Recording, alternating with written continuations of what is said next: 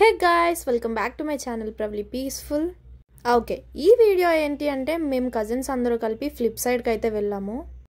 మనకి గోకార్టింగ్స్ అవి ఇంట్రెస్ట్ లేవని వాళ్ళు చేస్తుంటే నేనైతే చూస్తూ వీడియోస్ తీస్తున్నా.